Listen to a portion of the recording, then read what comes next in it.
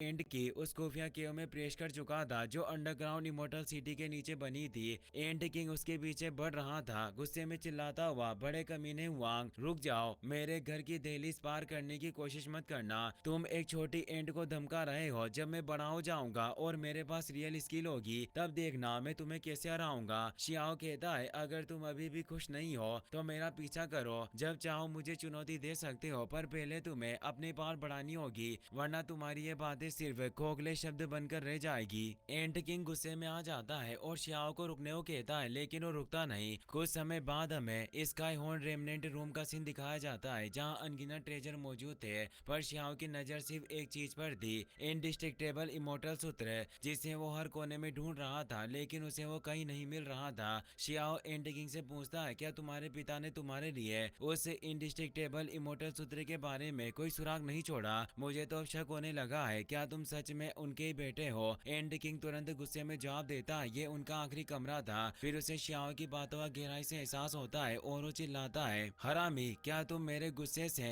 मरने का इरादा रखते हो जो बार बार मुझे उकसा रहे हो? वो शियाओ पर हमला करता है लेकिन शियाओ गोल्डन प्रोटेक्शन एक्टिवेट कर लेता है। एंड किंग कई बार कोशिश करता है मगर हर बार उस शील्ड से टकराकर पीछे फेंक दिया जाता है। आखिरकार एंड किंग कहता है, अभी भी एक जगह है जहां मेरे पिता की विरासत मौजूद हो सकती है, पर वहां जाना तुम्हारे साहस पर डिपेंड करता है। क्या तुम वो जोखिम उठा सकते हो? शियाओ थोड़ा हैरान होता है। एंड किंग अपनी एनर्जी से एक और जगह का पोर्टल खोलता है और शियाओ उस दूसरी दुनिया स्काई हॉर्न रियल्म में पहुंच जाता है। वहां पुराने लॉर्ड स्काई हॉर्न एंड की मरी हुई बॉडी पड़ी थी। वो इमोर्टल एशियन एरा के उन सुप्रीम बींग्स में से एक थे जिनकी ताकत एक ट्रू ड्रैगन से भी ज्यादा थी, पर उनका सिर कटा हुआ था, धड़ एक तरफ, सिर दूसरी तरफ पड़ा हुआ था। शियाओ ये देखकर हैरान रह गया, आखिर वो युद्ध कितना भयानक रहा होगा। एंड किंग उससे पूछता है, हुआंग बताओ, इस जगह पर आकर तुम्हें कैसा लग रहा है? क्या मेरे पिता उस वक्त सच में दुखी थे? शियाओ गुस्से में उसे पकड़ लेता है और कहता है, तुम कैसे नालायक बेटे हो, तुम्हारे पिता की लाश यहीं पड़ी है और तुम्हें जना भी अफसोस नहीं हो रहा? एंड किंग शांत स्वर में कहता है, ये सिर्फ मेरे पिता का अवशेष है, और वो शियाओ पर हमला करता है मगर शियाओ आसानी से बच जाता है। शियाओ पूछता है, क्या ये स्काई हॉर्न एंड का असली रूप नहीं है, और अगर ये ट्रू बॉडी नहीं है तो उनकी असली बॉडी कहाँ है? एंड किंग बताता है, उनकी बॉडी और सोल पूरी तरह नष्ट हो चुकी है, वो अब अस्तित्व में नहीं है। मेरे पिता ने विदेशी दुनिया की पूरी फौज से